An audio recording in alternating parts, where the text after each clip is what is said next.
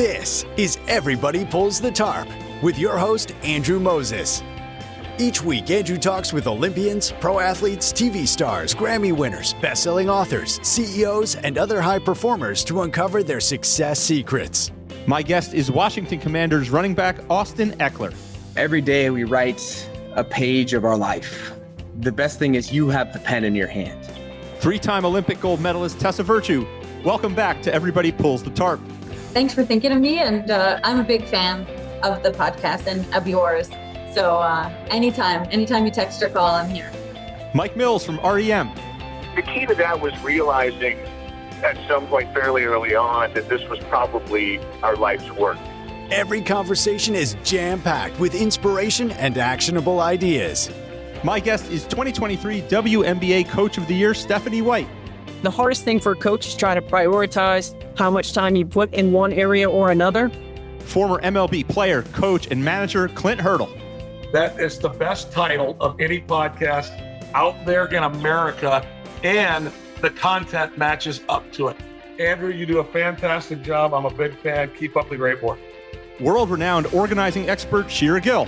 You can improve your life simply by removing things. Get ready for a behind-the-scenes look at the techniques, processes, and mindsets powering the world's most successful people. Let's go. Hi, everyone, and welcome back to Everybody Pulls the Tarp. This week, my guest is one of the brightest young stars in the NWSL, Washington Spirit midfielder Hal Hershfelt. In 2024, Hal was selected 5th overall in the NWSL draft and kicked off her pro career with an extraordinary rookie season. She scored a goal in her home debut, and as a rookie, went on to lead her club with 43 tackles won and 401 successful passes in the opponent's half. In the 2024 NWSL semifinal, Hal came up clutch, scoring the game-tying goal during stoppage time to help lead her team to the championship match. In 2024, she also served as an alternate for the U.S. women's national team at the 2024 Paris Olympics and earned her first cap with the national team last October in a match against Iceland.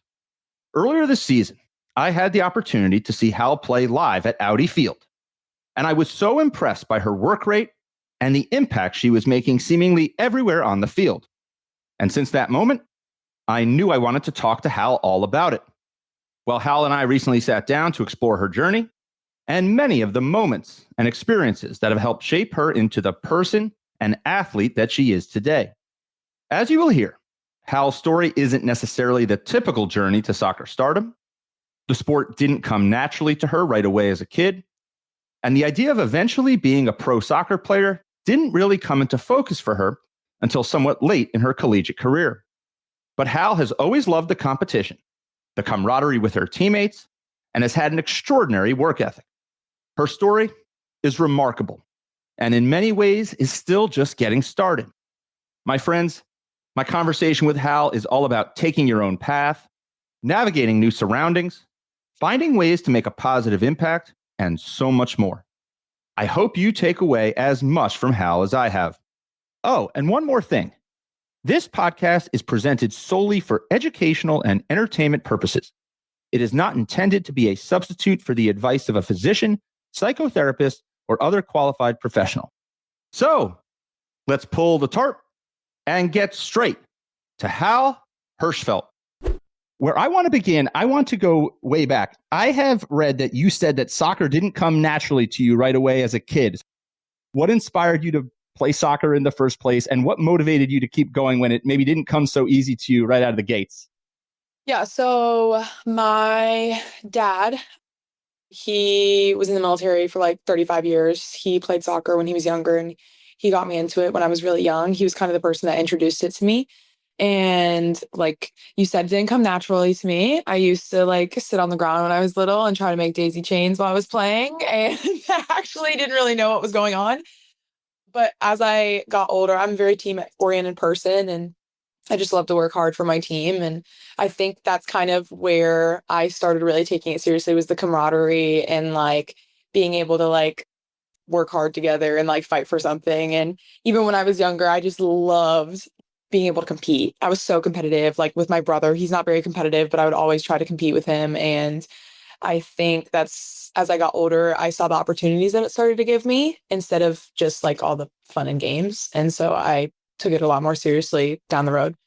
It strikes me as interesting that at such a young age, you realize kind of the fun and the enthusiasm that could come from pulling together. Yeah. So I think it honestly, like I said before, military family, I would move every like 1.5, 2 years. And I think that was my easiest in to have like a little community was through like my soccer team, wherever I was like dropped off in the US. Like I would have to kind of like join a team and deal with it. And those were my friends, like those were my people.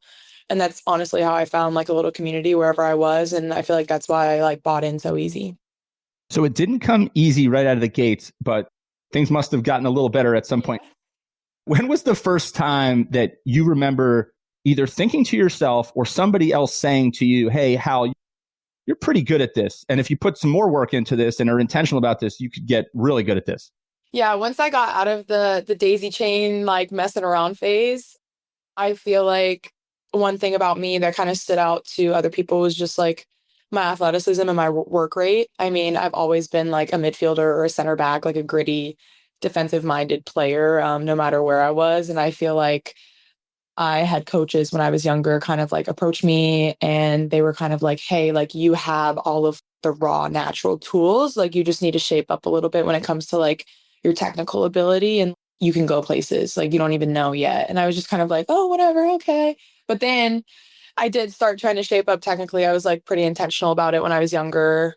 And then obviously it took me places and I'm very grateful for that. But it was pretty cool that at such a young age, people were coming up to me and seeing that in me. Because once again, I was bouncing around a lot. So I was just kind of not really taking it seriously. But then when someone comes up to you and is like, you have a future in this, if you keep working at it, it gives you more motivation, obviously. So. Well, Hal, we've talked about this before, but I can attest as somebody who's been in the crowd at Audi, your work rate. I mean, there's no question about your work rate. I mean, you've got a motor like nobody else and you're constantly moving and making things happen. Hal, I am curious, like when you think back on like that idea of getting better technically and learning the game more from like a tactical perspective and taking it to that next level, what did that look like as a kid?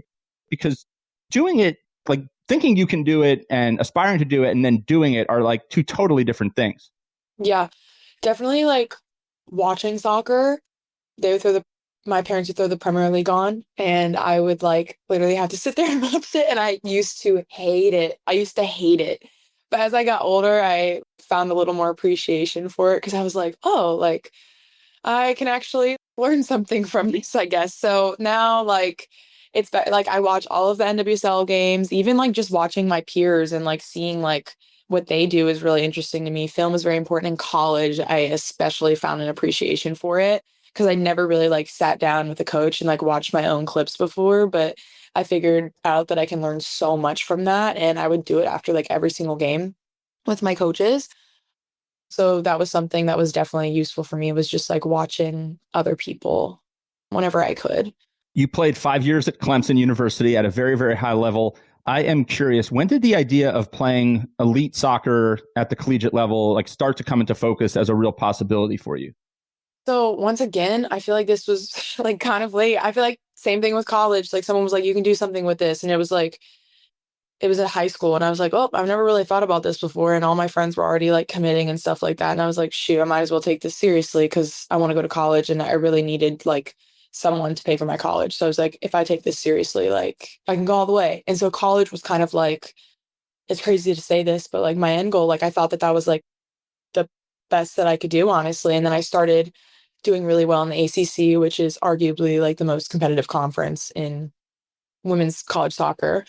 And I was like, hey, like maybe I could do something with this. This is kind of cool. And so I didn't really know much about the NWSL, honestly, when I was in college. I feel like they've done a really good job in recent years of like putting it out there and marketing it. And kind of in my later years of college, I remember I was even like looking at like internships and jobs and stuff after my junior year. We had kind of like another mess season. My senior year, we had a good regular season, but then got knocked out of the tournament like first round. And then my 5th year came around and like my entire class was like, all right, we all need to commit to this. If we're going to stay or if we're going to leave, like, what are we going to do? And I was like, I just feel like there's more potential for us. And I feel like if we show out really well this year, like, we could do something. And 4 of us ended up getting drafted that year because we made it to the final 4 of the NCAA tournament for the first time in history. And I mean, that was a huge deal. I remember like it was yesterday, like putting the sign up like at Riggs, like our stadium at Clemson, that we like made it to our first college cup. And that was just such a big deal for us. And obviously like we were rewarded by 4 draft picks. That's crazy coming out of Clemson. That's incredible.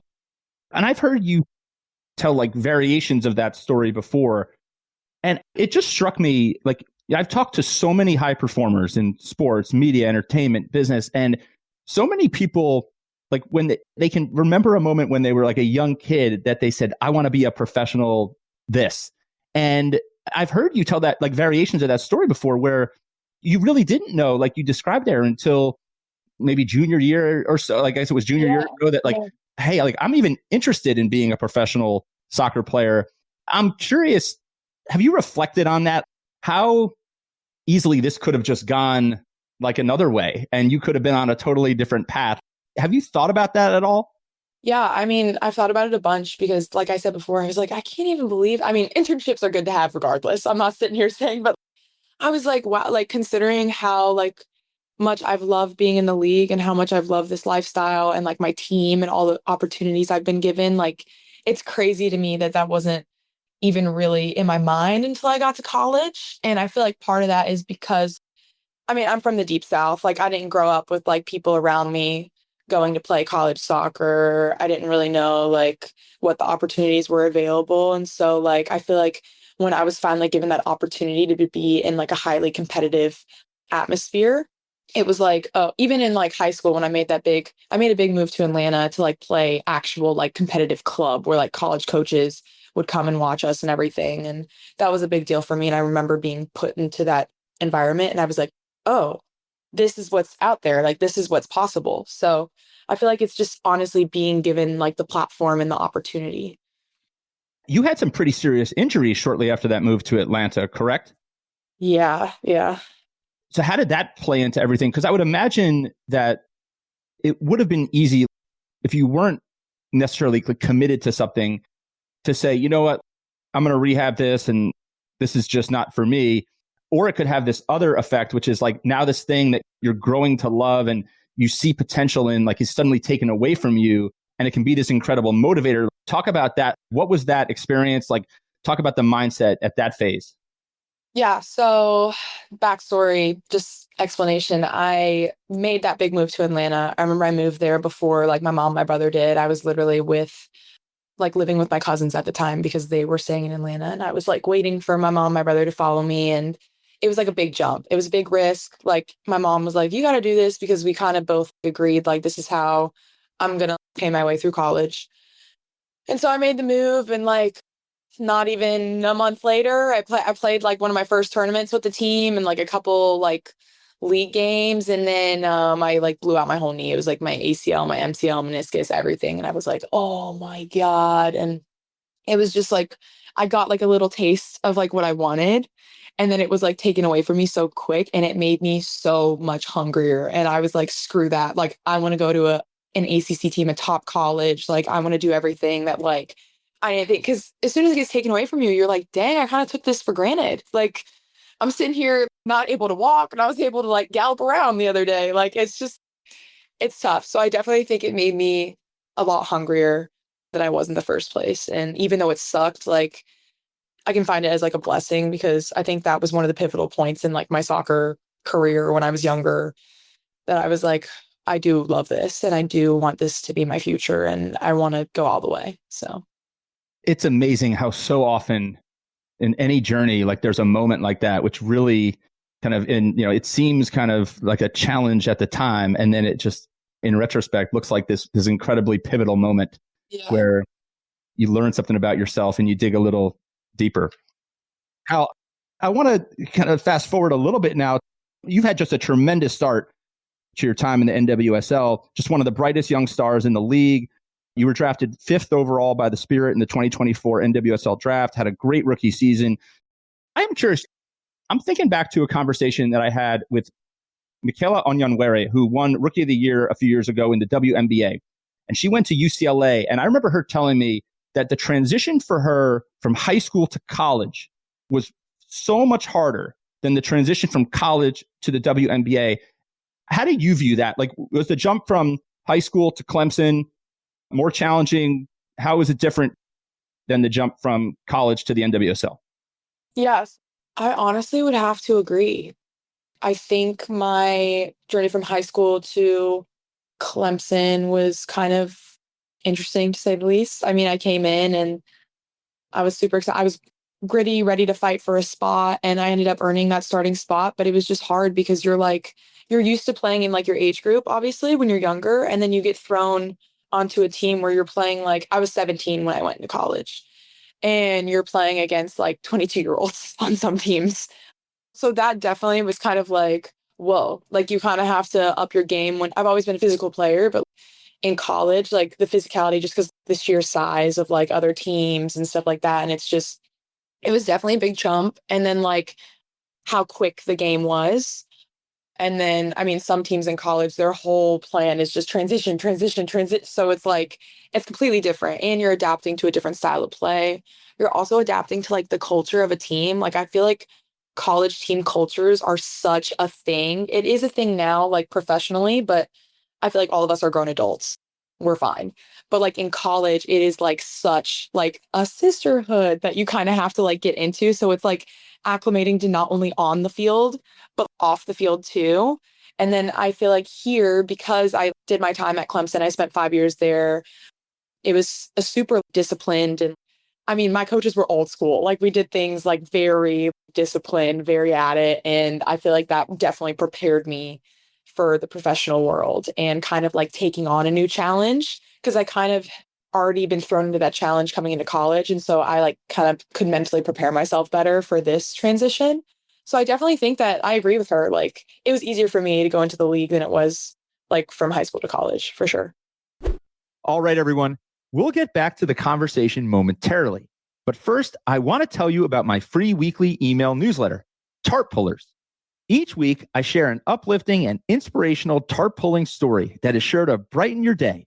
And I also highlight some of the most powerful ideas I've learned on my journey talking to 200 and counting of the world's top performers. The newsletter is short, concise, and a reader recently told me this. She said it makes her day every time it hits her inbox. Go to everybodypullsthetarp.com/newsletter to sign up today. What about navigating that moment where, like, when you think about like your time as a college athlete, you're juggling so much. You're juggling like the academic side. You're juggling just being a college student and obviously a student athlete and performing at such a high level with so many demands and so many asks of your time. And then you transition to being a professional, and suddenly like all those other things kind of go away. Like, did you find it challenging to kind of get yourself organized and dialed in when there was like really just like one thing to focus on at that point? Or talk about that. Honestly, yes. And that's still like something that is, I wouldn't say like a challenge for me now, but it's definitely something that I think about. Like, it's all about balance, right? And I feel like in college, it was almost like you're being stretched into 72 different directions. And you had school for like 8 hours a day after you already had training and everything, which, I mean, that's a long day and you're used to being on the go, go, go.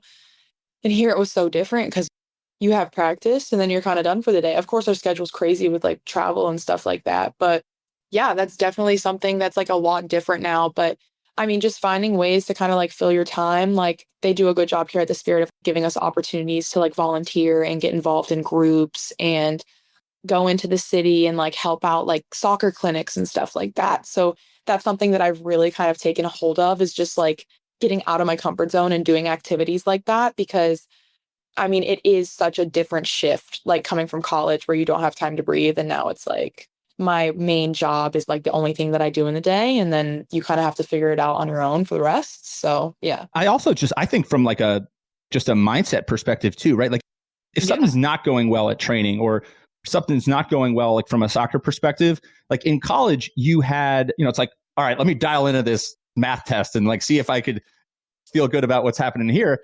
When you're a pro athlete, right? Like you said, you've got to create those other outlets for yourself. Otherwise, it's going to be really, really hard to navigate. For sure. Yeah. I learned that like pretty quick my rookie year because I was like, wow.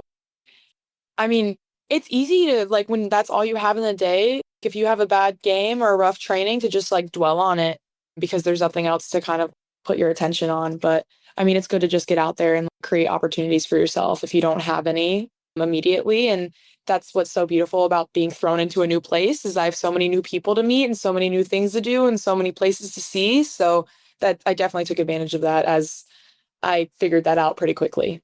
Speaking of jumping into a new place, I mean, you spent 5 years at Clemson, like in one place, like for a sport, that's a lot of time. That's like a long, long time, right, in sports to be in one place. And then you jump into a new place. For anybody listening who's transitioning from something that they've known, that's steady, that they're familiar with, to something that's unfamiliar, what's like one or two things that you felt like early on when you made the move to this, when you joined the Spirit and they drafted you and you moved to DC, like what were one or two things you felt like worked really well to get acclimated to the new environment, the new system, the new teammates, new relationships?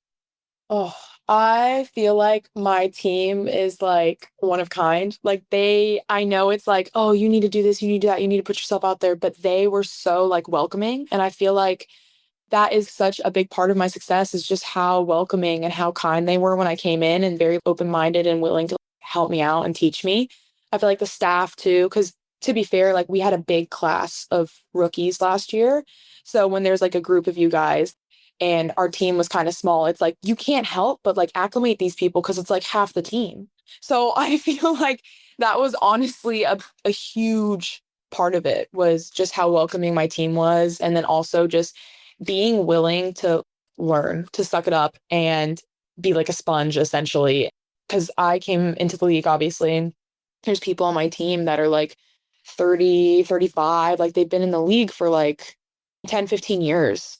There's something, I feel like I know stuff because I've been bouncing around and doing crazy stuff my whole life, but they have been here for like a decade and just like honestly taking anything that they say, like putting it in the filing cabinet because I mean, they've been around for so long and I know it's hard because you're overwhelmed and you just kind of get through the day to day, but being able to listen to people like that because they see the bigger picture, like you're kind of sucked into the moment, like taking advice from them, I guess.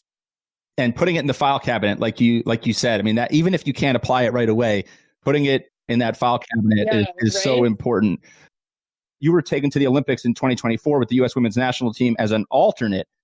I mean, that's an incredible accomplishment, but it's a unique role.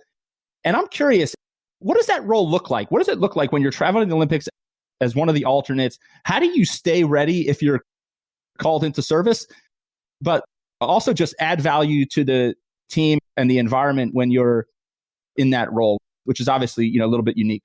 Yeah. Okay. So I think that being an alternate is such an interesting experience. And like, I'm so thankful for it because I feel like I learned so much. And I mean, I got to go to an Olympics, which is like insane. If you would have told me that was going to happen like a couple years ago, it's like crazy.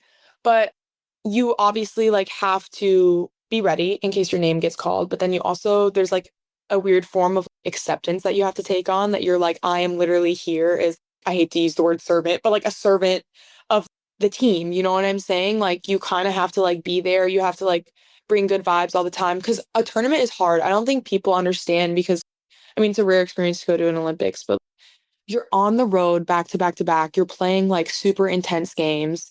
Everyone's exhausted. You haven't seen your family in like a month. You're in like a foreign country. It's so hard for like the people who are playing like for everybody, but also the people who are playing like 90s back to back to back. Like they're literally in this tunnel of like, I need to recover. I need to play again. I need to recover. I need to play again. I need to deal with the outside noise. I need to deal with like feedback. I need to deal with this. I need to deal with that. And I feel like something that was so important for me. I was like, it's so simple, but just being vocal, like being positive, like just being a positive presence in like times like that, because of course it's great. It's the Olympics, but everyone is working their ass off, just trying to make it through. So just trying to be like a positive presence, I guess, and bring the energy when it might have felt down that day or something. I don't know. You're together for a long time. So sometimes that would happen. And yeah, just being consistent when it comes to that. So you talked earlier about like those times as a kid that you were watching the Premier League and you kind of hated it at first. And then you were like, I'm starting to learn some things from watching, and then all the experience with the film in college. When you reflect on the time as an alternate, at the Olympics, is there one or two things that you were able to say, like, I'm going to take back to my preparation, to the way I play, like whether it's in the NWSL or like at a future Olympic Games when I'm on the pitch? Were there one or two things that you really took away from that experience that you feel like you can infuse into that file cabinet? Yeah. So first of all, just the environment, like being in like a world tournament. I hope to go to another one day, but it's just like knowing what that environment is like now. You know what I'm saying? Because I would have never even like imagined what it's like. I mean, if you would have asked me a couple years ago, I would have been like, oh, it's a party. You're at the Olympics every day. No, everyone is grinding. Like it is a grind. And there's so much that goes into it that like people don't even know about. So that's probably the first thing. The second thing is we talked about this when we were at the Olympics, was like protecting your bubble.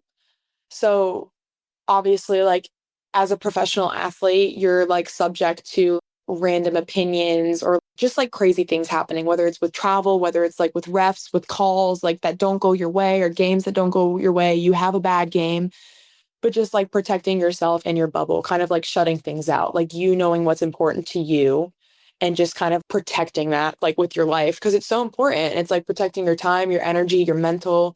That was definitely something that I could take away and apply to my game now, because I'm like, I'm in the process, I'm developing, and like I'm a professional athlete, and obviously I'm subject to opinions and like things not going my way. But as long as I know who I am, what I'm capable of, and I'm protecting that bubble, I'll be all right. I am curious. Let's shift back to like when you're on the field. I am curious, like, how do you keep that like next play, next moment mentality? I mean, you have, like I said before, I mean, just an extraordinary work rate. I mean, there's an intensity to your style of play that's just incredibly fun to watch, and it's just a joy to watch. I am curious, like, when something doesn't go your way on the field, how do you keep that next play, next moment mentality? I think that's honestly, it's a skill that you have to practice. I think like even from a young age, and I'm so thankful for like my youth coaches, because I feel like this is something that's ingrained in my head. I don't know if it's that Southern rec league mentality, but basically it was just, I feel like it was very blue collar, and it was like, you don't react.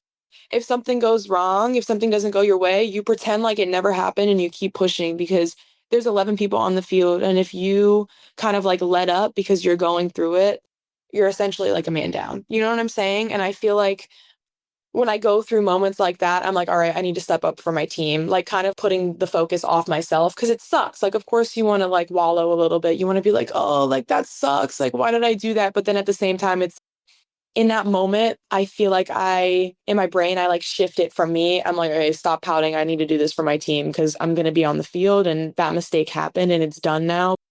What can I do to get it back, basically? So yeah, that's why I think shifting the focus from like self to. That is incredibly interesting. Like just reframing the moment, not as something like about you, but it's about the team. Yeah. It's such I would say like that's like a simple, but like not easy thing to do. And so much of success is like simple, but not easy. Yeah, for and sure. Like you said, you have to practice it. You have to get through that. So let's stay on that word team for a second. You've been a part of so many different teams. What do you feel like is the difference between like a great team and a good team? Buy-in. I think, honestly, I mean, I've learned that from my team now, because I'm on a very successful professional team and everyone is bought in. I mean, those girls have been doing that for, like I said, some of them have been doing it for decades. So like them just being able to show up every day, whether it's a good day or a bad day, they're going through stuff, like stuff's happening on the team, like they still intentionally switch on and show up every single day. And that's something that I pick up from them all the time. But I think I honestly really learned it from college, because like I said, there was like my first 4 years, like we were a good team. We had talented players. We get some good results, but then we like wouldn't make it past the first round of the tournament. And I was like, what is going on? And I honestly think it's because we had these like different levels of like buy-in, and like some people were checked out, some people were checked in. And like, I truly believe, and like, I sound like a broken record, I'm sure a million people have said this, but like everyone has a role in the team, whether you're playing like 90 or 0 minutes, like that is so important. And I think we truly had that my 5th year, and it was a work in progress. It took years, obviously, because that was my 5th and final year of college. And we finally got it together. And then it was like all of a sudden we were making it to the Final Four. So, yeah. What you said there, though, yes, like you alluded to, like it maybe sounding like cliche or something that everybody says, but like it's so true. Like, yes. I'll never forget a conversation I had with Stanley Cup champion goaltender Mike Richter, who just a legendary goaltender for the New York Rangers, helped them win a Stanley Cup. He talked about team captain Mark Messier, and what Mark Messier would say, he would say like a team is like a puzzle. Like every piece is like a different shape, a different size, but like you need every piece. You do. Yeah, you do. And I mean, it shows because when times get hard or like stuff doesn't go your way on the field, like I think about it with my Spirit team, like there were so many games in the playoffs where you could have looked at the score, like we got scored on in like the 80th minute in one of our playoff games. Like we would have been done for the season. And like we were able to kind of like fuse something and like get that extra energy and like be able to score like an equalizer in like the last minute, like just moments like that. I mean, that happened like 2-3 games in a row. And I feel like that doesn't happen with teams that are just kind of complacent and like not everyone's on the same page. Like the fact that you can gut out like moments like that, pivotal moments that are the difference between your season ending or not. I feel like that kind of showcases a good team. Like when stuff gets hard, like you're able to pull out big moments like that. Absolutely. I couldn't agree more, Hal. I mean, I think that is truly like the difference between a good team and a great team, whether it's sports or a team in any aspect of our life or our community. So as we get ready to wrap up our conversation, you've been so generous with your time. I know you love doing the coffee reviews when you're traveling with the team on the road. Those are incredibly fun to watch. What else do you do in addition to some of the things you described earlier, like getting involved in the community, doing some soccer clinics? Like, what are some of the things that like you like to do when you're not playing soccer for fun, for entertainment? When I'm not playing soccer for fun, I'm definitely a foodie. Eating out is my hobby, but it's like I love going into the city like on an off day or just kind of like exploring. And because obviously like I'm in a brand new city. I've never really been in DC before prior to like moving here, and just being able to have access to a beautiful city with like so much fun things to do, like food, like experience, like markets. Like I'm a big farmers market girl. I forgot about that. That's probably even more so than like I will go and like find a farmer's market somewhere on like a Saturday or Sunday if I have an off day.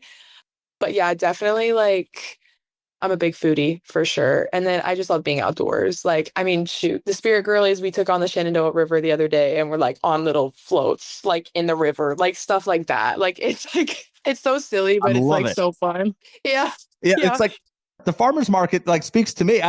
This is wild, but when we moved to the DC area, like years and years ago, I started to check out the farmers markets. I got so attached to this one guy who he was a pickle vendor. So he would have all these different like flavors of pickles. These were like the best pickles you could find like anywhere.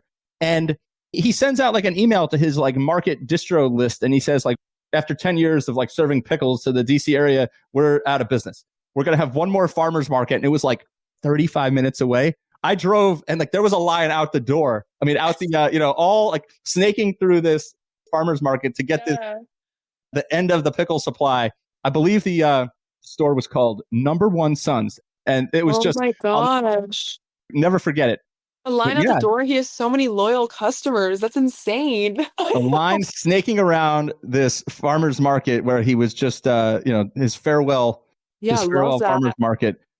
So I am curious how, if things had gone differently and you had not like gone all in on playing college soccer, and then at the end of your college career had not made the decision and put in the work to start playing professionally, what do you think you'd be doing? Where do you think those internships would have led? This is funny. I tell people this and they're like, Hal, what? So with my 5th year, I got my master's, and I basically wanted to be an FBI agent. I got my bachelor's in like psychology and criminal justice. And then I got my master's in public administration, homeland security stuff. And then I got my internship for emergency management. So I had one at Clemson and it was great. It was so fun. I met lots of cool people and yeah, but that's what I wanted to do. I wanted to be like an FBI agent. Yeah. Very, very cool, Hal. So I am curious, last question. What is something that you worried about a ton years ago that you wish you hadn't spent so much time worried about? I just wish I didn't put so much, like, when I did kind of make that switch of like, I want to do something with soccer, I feel like I put a lot of pressure on myself. And I feel like, which is natural, of course, that's why we're all competitors, but there's obviously like a balance, and like giving yourself grace is also really important. And especially when you're thrown into new environments all the time, I feel like, especially when I got to college, my transition was a little harder also because I put a lot of pressure on myself. I was like, I had all of these expectations, which is like awesome to have, obviously, but also tuning in your head like, hey, I'm going to be here for 4 years. I don't need to have a magic carpet ride in month 1 of my freshman career. You know what I'm saying? Like, and things honestly didn't go like perfect fairy tale movie like until I was in my 5th year of college. So like, it's a process, it's a journey. Corny again, but it's a marathon, not a sprint. So don't get too wrapped up in the sprints. I think that was like a big thing that I had to tell myself. And I still tell myself to this day, I still tell myself that. So yeah. Such powerful words. I mean, you have just such an incredible story. You're still just like in the first chapter or two of writing this incredible story of Hal Hershfelt. And there is no question in my mind, you are a certified tarp puller. You are forever a member of the Everybody Pulls the Tarp family. We're going to keep getting rowdy at Audi, cheering you and the team on. It's been so much fun to watch you burst onto the scene here in the NWSL and have some early success. And I still know the best is yet to come for Hal Hershfelt. Thank you so much for spending some time with me this week. Thank you, of course. Thanks for having me. Thank you for joining me this week. Be sure to subscribe in your favorite podcast app so you can catch all of our upcoming episodes. And if you are like me and want a world full of tarp pullers, then leave a review to help others find us. You can also follow me on Instagram at AndrewMoses123 and sign up for my email newsletter at everybodypullsthetarp.com/newsletter. I'll share tips and insights to help you achieve maximum success and happiness. Until next time, keep pulling the tarp.